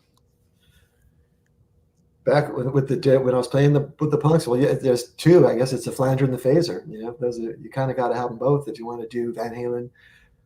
I guess if you had to lose one, I hate to say it, but you'd have to lose the phaser, because the flangers, he uses it in riffs, so it's almost a part of the song sometimes. Right. So you kind of and then but the phaser, man, when you're doing like the Ice Cream Man solo with that Phase 90 on, it's just such a cool sound. It is. And if you're going to do the beginning of Atomic Punk, yeah, you need the phaser. Yeah, and the flanger. Well, yeah, because I like that where he kicks it on. Yeah, exactly. I know. Yeah. I remember when I learned that he kicked in the flanger on top of the phaser, I was like, "Fuck yeah!" Now I understand that. Mm-hmm. And nobody, I mean, to use the flanger as a part of the riff. I mean, he was so creative in so many ways. I mean, everything about that guy, even though he wasn't the first guy to put a humbucker in a Strat, he was the first guy that made it matter. It's like when he did it, it was like, oh man, because then it's like the tremolo and the humbucker, and then the stripes, and then the Marshall cranked, and then the flanger that's used as a riff. It's like, oh my god, just he would almost use all his effects when I would watch him after I had started doing his rigs. He would kick them in as accent parts, just accents to just a little tiny section, and kick it back out again. Kick it in, kick it out again. And you'd watch him do that. He was almost like playing the effects. You know what I mean? So to speak. So creative that way. Yeah. Because it's extremely creative, because most people to that point just turn on the flanger and just turn it on. Yeah. Right. Yeah, exactly. It's on for the whole song, or maybe for a full section of something, Yeah, the only time he did that was in Hear About It Later, as far as I can think of, where he actually let the flanger run for a long time. Right, in the beginning. Yeah, in the beginning. It kind of goes through the song, I'm pretty sure. Yeah, you're probably right. Yeah. I would agree, definitely. Let's see. Just looking for other questions here. So besides Marshalls, are you do you collect anything else, or there's a Vox? Huh? You have a Vox? Got the Vox. Yeah. The matchless. I don't never really got into collecting anything else. I mean, like I would love, like Fenders are cool, but I kind of was just obsessed with Marshalls, and then I got Les Pauls and stuff, but I don't really have any real vintage. I have I have two conversions. So I have a 55 converted to like 59 style, and then I got a 58 also converted, and then I have a 69 custom. Other than that, they're mostly just I have some of those collector choice Les Pauls, like some nice ones. I got that one that you can see back there. That I got that from Victor Prey. That's the Prey Bourbon Burst. Oh, that's beautiful. Then I kind of got my little Japanese section. I got an Ibanez Explorer, an Ibanez V, and an Ibanez Iceman, and then I got the Greco Explorer and Greco V. So that's kind of like my little. Which are the Grecos they were the same factory, if it was the right era, the Fujifilm factory. So it's the same guitar, really. It's just in fact, I like my Greco Explorer better than the Ibanez a little bit, but partially the Greco, though, I don't have the original pickups. I don't even know if they were the original ones when I got it, but I ended up putting in some Lindy Fralin pure PAFs, and it sounds really good. And then cool. The Ibanez still has the Super 70s pickups. But I love the grain. And then I have two 1976 Gibson Explorers. I have a one that's pretty much in really great near mint condition. Then I have another one that was repainted black, so with not original pickups, and so kind of a not collectible kind of thing. But do you still have the Wayne guitar? Yes, I do. Yep. Yeah. I'll show you it. I have two. This is the one he made. I wish I had better lighting. Sorry, this That's is the all right. one that he made for me for the tour. In fact, here's the thing: Michael Charvel saw me with the Atomic Punks and wanted to build me a guitar. And we started talking about, and at the time I was going to have him build it like a Van Halen clone guitar, like the black, and I liked the white with the black stripes more than the red Frankenstein. So he was going to paint it like that. And then I got the Dave gig, and then I called Mike and I said, "Don't paint the guitar yet, because I'm playing with Dave and I can't have a striped guitar." And so Dave at the time was doing a lot of videos where he was using all this military stuff and camouflage. So I said, paint it like the color of a tank and then kind of make it beat up looking. So that's what he did for this one. And then this is the backup one. It's the same, except for this one has 2 humbuckers. Mhm. The other one has a single coil and a humbucker. I put a single coil in the neck position. So let me put these things back. So yeah, so these were the 2 Wayne guitars that I used on the tour. And how do you think they compare to, like, you know, the Charvel stuff? They're great guitars. I guess they're very similar. I guess they're just that, you know, they're super strats with big frets, you know, not super wide necks. They're similar to the old days Charvels.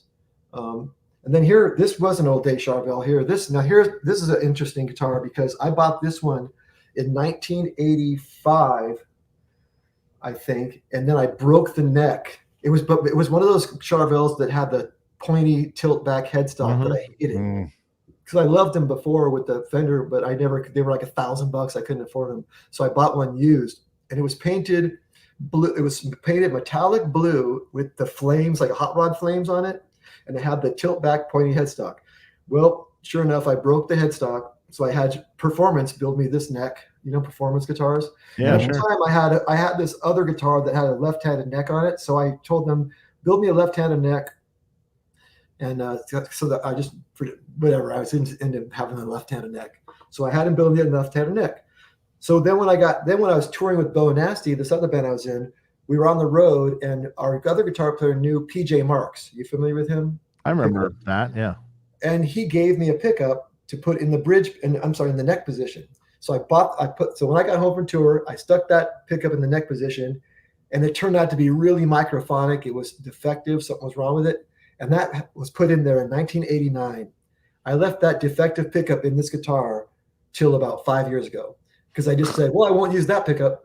So, because I never really was, doing it. And then when I got the Punks gig in 1999, I scraped the paint off it and I painted it white, and I just put black electrical tape on it to make it look like Van Halen.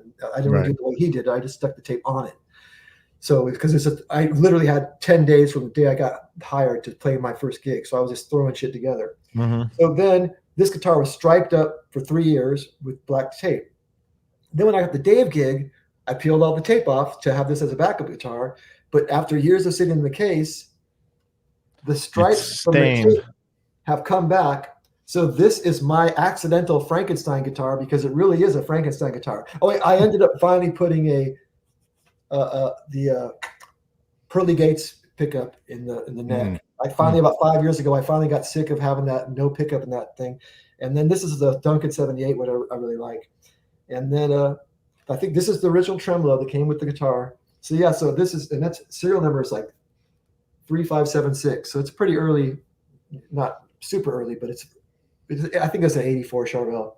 And but yeah, so I like that it accidentally, so I call this Ghost because I feel like it's the ghost of Eddie.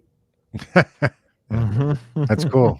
Yeah, that's cool how the stripes just kind of like stuck on there. Yeah, because for the first year of taking the tape off, when I was touring with Dave, it looked white. And it wasn't until after I stopped touring with Dave where it kind of was in a case for a little while that the stickiness started finally. The ghost came back from the case onto the things. Yeah, that's wild. Hey, we've got almost 200 people watching right now. You guys, make sure you hit subscribe and click the bell. And we would appreciate that. Also, check out Sweetwater in the link we provide below in the description of the video. Sorry. I'm just getting over a cold. I got it like 2 weeks ago, and it's just like lingering, and it's killing me. So Sweetwater, we have an affiliate link basically with them, and if you click on the affiliate link, purchase anything through Sweetwater, it helps support our channel. I'll do a Sweetwater shout out. Shout out to Bart at Sweetwater. He's the guy that whenever I buy stuff at Sweetwater, he's my guy, I guess, Bart. And Cool. shout My out guy- to Robert Williams, who's my guy. And my guy's Randy Poteet. So There you Hey, go. Randy, hey, And Robert, Chuck- hey, Bart. and Joshua Rivera over at Sweetwater. Really great guys. They help support our channel. We really appreciate it. So guys, definitely check out Sweetwater. Fixpedalboards.com. All right. Make sure For you go all there. your pedal board lifts and brackets and thingamabobs and interface boxes, rack shelves, everything you can possibly want. Yep. Reach out to them. Maybe they'll make you Great something. stuff. They'll make you something custom if you need it. Maybe. I don't know. Just reach out to them. Now you did it. Now you did it. Well, Sorry, just Tim. reach out to fixpedalboards.com. Give them your business. They're good people. Yep. And Thomann. All right. Go to thomanmusic.com. You're watching us from Europe. Maybe not at this time, but maybe. Yeah. Well, it's possible. Someone staying up late. But I bought something from them and they shipped it out, and they great service. So definitely a great thing. I want to mention that our next show on September Friday the 13th is Mick Mars from Motley Crue, who will be on. And Formerly of Motley Crue. Yes, formerly of Motley Crue. Yes, that's true. And Chris Collier is producer, right? Yes, He's working producer, mixer, engineer. Yep, Yes, so and that should be a fun show for sure. we're looking forward It'll be to it. interesting. So Dave, I'm going to ask you right on here. We're not going to bring up that Jake story, are we? No. No. Like part of me, like part of me, I did message Jake and I said, "Hey, do you want me to say hi to Mick Mars? He's going to be on the show." what did he say? Jake actually said, "Well, I respect him, so I mean, yeah, sure, tell him hi." I mean, I didn't, it was just a Is it Jakey Lee you're talking about? yeah. We had Jakey Lee on a few years ago, and he told an interesting interesting Mick Mars stories, and Motley Crue stories. That's funny because Ray Luzier, who was with me with Dave, he used to be in that band Wicked Alliance with Jakey Lee back in the 90s. Mm-hmm. And now he lives in Nashville, and he's played on Mick Mars's latest. Yeah. Yeah. So he's played with both those guys. Oh, that's cool. That's cool. Yeah, Mick Mars's recent solo album is killer. I mean, I guess that's Ray on drums. I haven't even heard it. But really, really good. I was recording with him. Yeah. Yeah, it's really, really good. It's hard. I mean, it's like heavy shit. Yeah, definitely. I was it's expecting heavy, but it's also kind of poppy too. So it's got hooks. It's got hooks. Yeah, I was gonna say because there's a lot of heavy bands that I just don't do it for me. No, it's heavy with hooks. Yeah, it's good. It's definitely very good. It surprised me. You know the band Roxanne, Dave, because they've used for your amps. Yes, I do. You know Jamie or John Butler and all those guys? Yeah. I mean, I sold them the amps, so yes. Yeah, for sure. Because I know that they're big fans of your amps and stuff.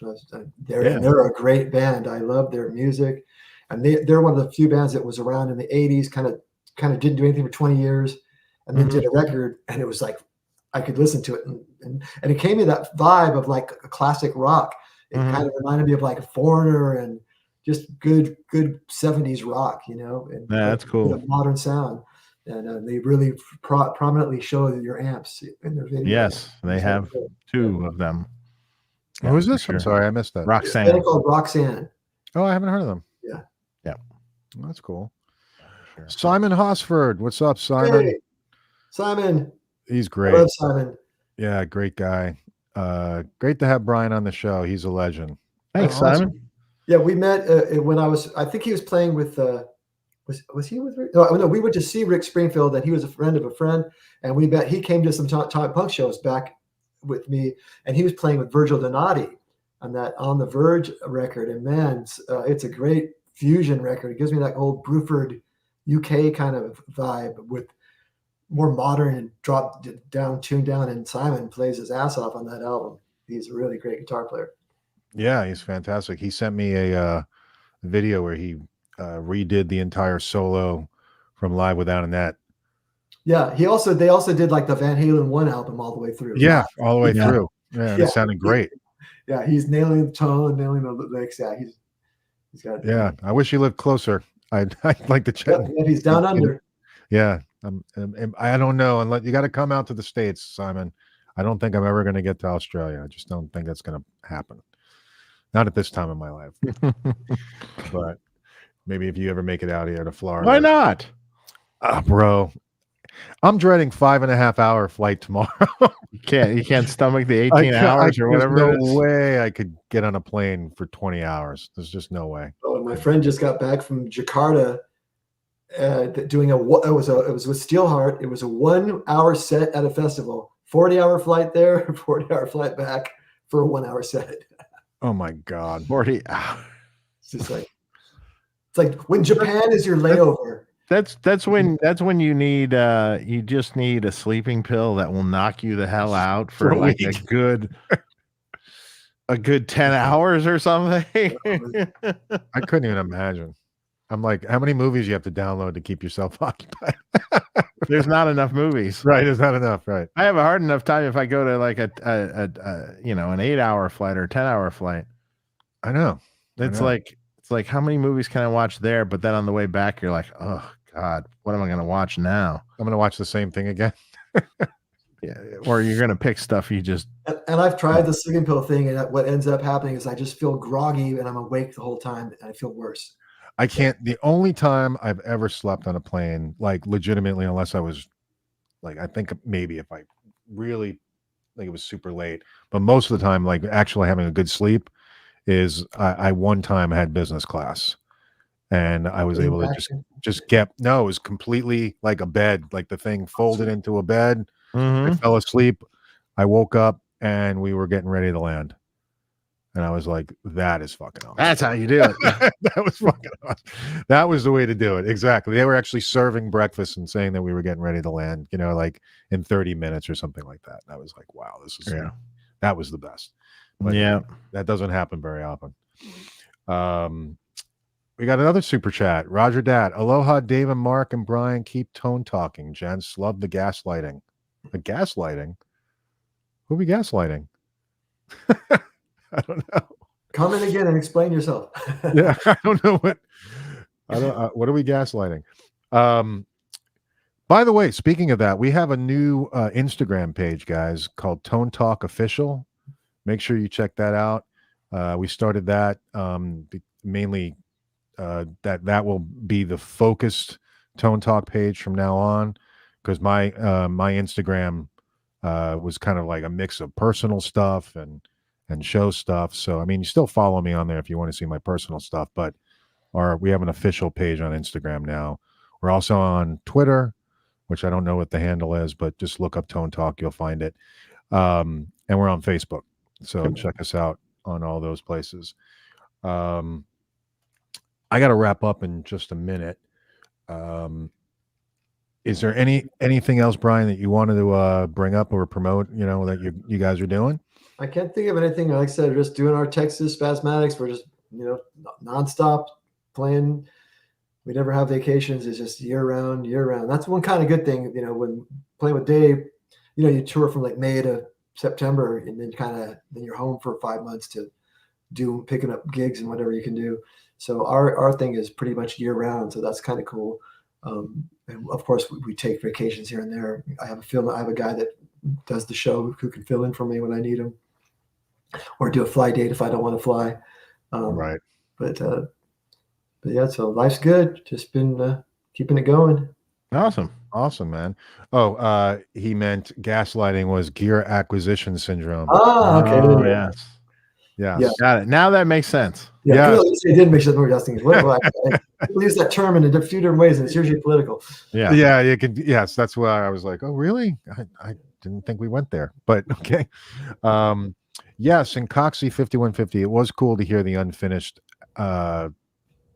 Van Halen song that Alex shared Oh this yeah, I week. haven't listened to that yet. I got to check that out. Is that the thing that like the last thing him and Eddie did or something? Yeah, that's what he said. It sounds very much like, do you remember like the Catherine stuff, like when Eddie was doing like the stuff for like the porno movies? I think it That might have was been. not a good time. That was not a good time. So yeah, it's kind of sounds like that in a way. It kind of has that like sustainer Yeah. vibe that he's playing. I still So just it's, love to listen to the stuff from like 76 to like 83. yeah, It's like if that's all he ever did, he's the greatest ever without even keeping after that. But the stuff before, the first, the couple years before they got famous, just so many great, recordings from that era where he's just where he's young and on fire and Oh, yeah. developing these things. And it's just so great. And then that video from Largo, Maryland, I think it's what, 81 or 82. What year is that one? Yep, yep. I mean, watching Hang 'em High on that, and he just looks right at the camera and smiles and just does riffs. He's improvising harmonic riffs, like in the middle of the solo. You're going, like the way he improvises with harmonics or makes riffs. That's another thing I forgot to mention on the first album, like the kind of like the I'm the one with all that kind of stuff. Right. Who did that before Eddie, where they were literally playing riffs with harmonics, and then, like I said, improvising. A lot of times on those live recordings, you'll hear him doing riffs that aren't even on the record, that are just improvised harmonic riffs off the low E, then up to the A and then the G. And you're like going, dude, man, come on. Yeah, he was on fire. He was just an amazing. And even the Zero demo with Gene Simmons, which is it's so dry. different. And the double track is weird. It's a weird sounding sound, but I'll have to more. I haven't, for the playing wise. There's hardly any tapping, if any, on it, which is amazing. Like the style is just, his style completely changed. Like within like a year. Guy, what's his name? He had played with Dio for a while. He did that. There's that guy that does those Van Halen stories, and I know you. Jeff Goebel. Yeah. Okay. He had that guy. What's his name? He's like a big dude. He played with Dio. He's got one of those Craig Goldie. No. He's had one of those names like Jimmy Z, or he had an initial in his name I'm not sure. Phil X. It's anyways. He tells some stories because he was around in Pasadena watching Ed in those days, and he said that talking about the pre-tapping era when Ed was just really, he goes, he was already like the greatest guy with the coolest riffs. And then he says he sees him later on and he's doing this tapping thing and he's just going, dude, you're killing me. Like, right.